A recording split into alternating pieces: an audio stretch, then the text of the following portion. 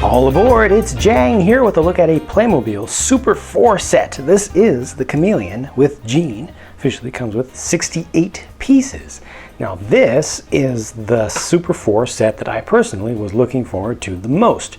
Not only because it's such a key object in the Super 4 universe and that whole series, not only because it comes with Gene, who is definitely one of my favorite, if not my favorite, character from that series, but I just like how the thing looks. I like its styling. I like the color scheme, although it's a little bit plain with just all the white, but that is the way it's supposed to look. But I like the cab forward, how it's got the cab way up here, but it's kind of low also. It's nice and low and wide. I like the wheel covers on the sides. It looks kind of high tech, but it also looks pretty tough to me. And there's something about it. There's something about this shape here in the front that reminds me of really old stuff, old toys, stuff from the 70s, early stuff from Playmobil as well. So there's some future, there's some present, and there's some past in it, and I like all of it.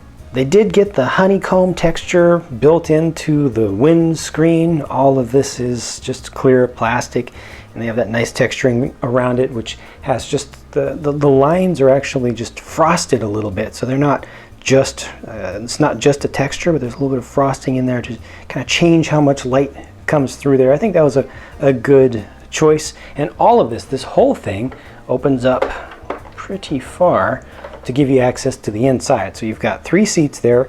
They are different colors and they have different stickers on them. So they have stickers for the back, for the headrest, and there's also a sticker down there on actually the third sticker is on the back of these. And you can take these out pretty easily, and I'll show you. It just kind of helps you to get a little bit more of the flavor of who normally sits there. I'll show you a little bit more about what you can do with the interior a little bit later on, but this is the main driver's seat with the steering yoke. So it's not a full steering wheel, just a steering yoke.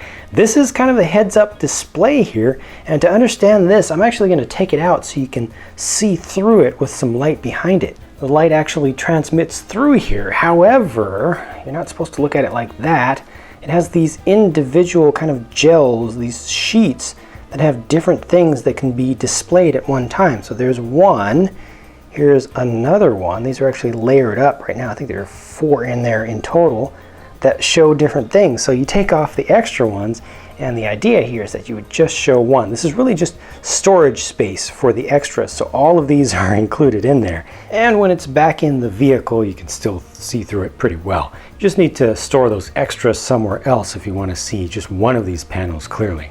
Speaking of panels, here is a solar panel, and you can adjust the angle of that to make sure it's always facing towards the sun, so you're able to pick up the maximum amount of energy from the sun. Just a little teachable moment there for kids to help them to understand how solar energy collection works. And also up here you've got your sensor array, which you could think of however you want, whatever kind of sensing that you want this to do. It's able to turn around, and it's also able to angle up. However, when it's angled, you kind of have to be careful to kind of balance it, because there's no friction here on turning. So if it's angled, then it's going to want to fall to one side. Down on the side, this is one entrance way on the side, and that simply hinges out like so. It doesn't really give you all that much room to get in there, so it's not tall enough for a figure to actually climb in. On the back, there's another entranceway here with the lock on it, but this isn't real. This doesn't actually open up. There's a ladder to access the top, but the main entrance for figures really to get in to this set is over from this side. This is actually a rotating door. You spin it from the top, and you see it just has the open area right there, and then that would basically transfer somebody. So I'll go ahead and take and put Gene in there, and you can see how he does have enough headroom. His head just fits up into this top part. You know, it just doesn't go straight in. And then you turn this around, and now he's actually facing towards the inside. So you could, just imagine that he walks inside that way.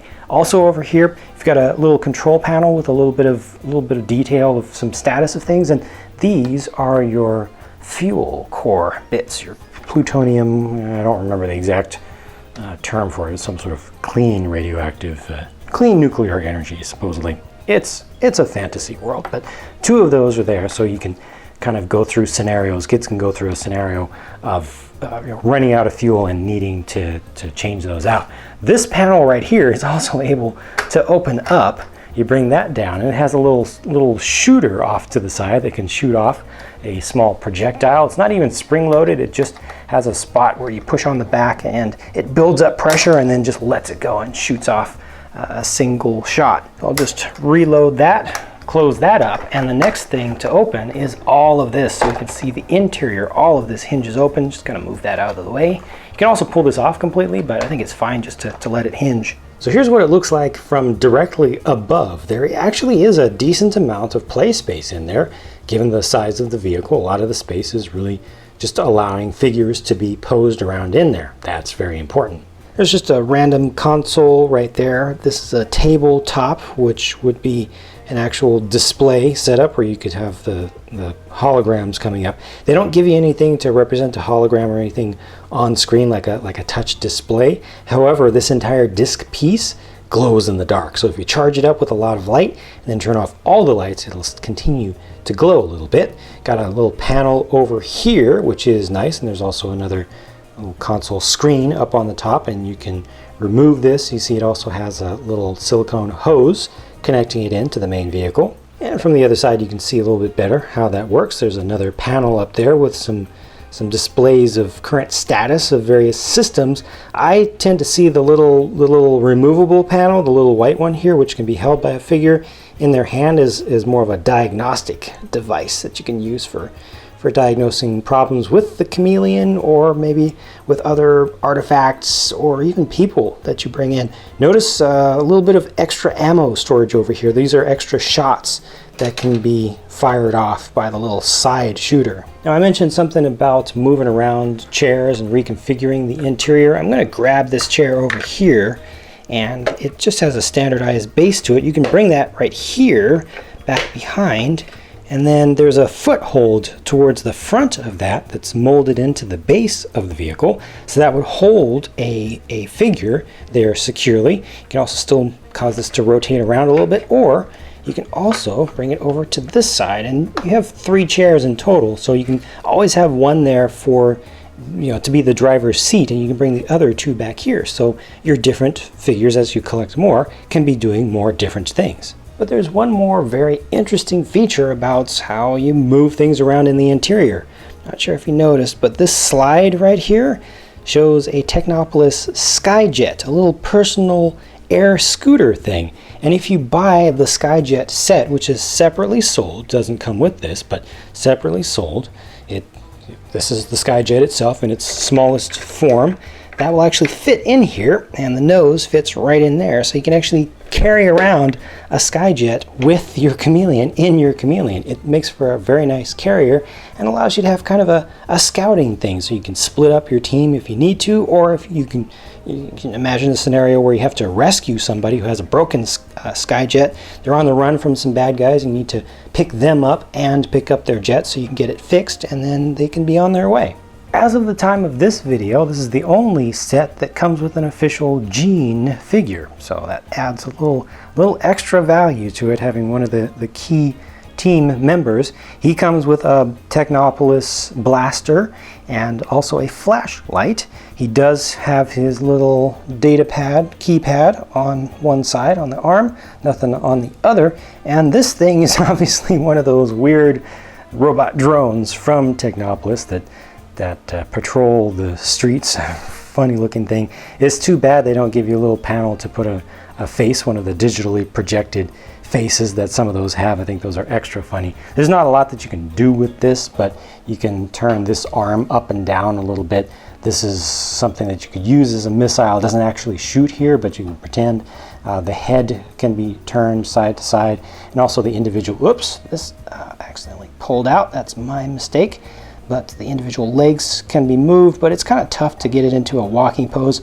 You can kind of do like this to pretend that's a walking pose. There might be a better, there we go. That kind of balances a little bit better, but it's a little bit funky just with the shape of the kind of bird style legs, dinosaur style legs there. But it's good to get one of those. I think that's actually something that's very massable. I hope that they will come out with a set that has one of these that's just really cheap for folks who want to get more of those, since there are so many of them in universe. Arguably the coolest thing about this Chameleon toy is that it does have the ability to transform from driving mode to hovering mode. This is done very nicely. Those just rotate around inside of there. Make sure to close this up for flight. And now it's able to hover around. And you got those pads that are facing down towards the ground. That actually looks pretty good. It's nice and smooth on the underside, as it should be, but there's a little bit of texture there, so it's not too plain. So when you kind of look at it from an angle as it's flying around, you can kind of see that, and that's good. I like that look. Too bad it can't transform into a completely different form. You can also kind of leave these out just a little bit. I kind of like having just a little bit of angle to them. They're not locked that way, but I just like it. It just adds a little extra something a little extra special to have that there. It feels like it's a little bit better stabilized, I think. These are real rubber tires also, and they're semi-pneumatic, so you can kind of squish them, and that's a good thing. It also makes it so that when it's in its driving mode and you drive it over even a hard surface, it doesn't make a lot of noise, so I like that. So that's the Playmobil Super 4 Chameleon with Gene and robot. You know, I personally wish this actually had more play features, which is weird because it has a lot. It has a lot of things that you can do, that you can change, that you can move, you can rearrange, you can make things turn and swivel, and there's the blaster. You could actually see the sensor thing as being a firing weapon of its own if you want to have that be a turret up on the top. There's just there's so much here, but I feel like I wish there was more, just because having watched some of the series itself, there's so much that this thing can do. It does have the one transforming feature here, but I just wish that there was more to it. I think it's a perfectly good toy. I think that for its size and everything, there's a lot going on with it. I think that it's well done. I do wish that it was a little less plain looking from the outside, but it does fit in with the Playmobil style, and actually does have a pretty respectable amount of texturing and detailing on the outside relative to other Playmobil vehicles. There's just something that I personally feel is lacking, and I can't put my finger on it. Let me know by leaving a comment if you agree, or if you think I'm just completely off base. That's the thing about subjective opinions. Not everybody's going to agree, and I appreciate that. So be sure to share your feedback in a comment on the video. Thank you very much for watching, and I'll talk to you again very soon.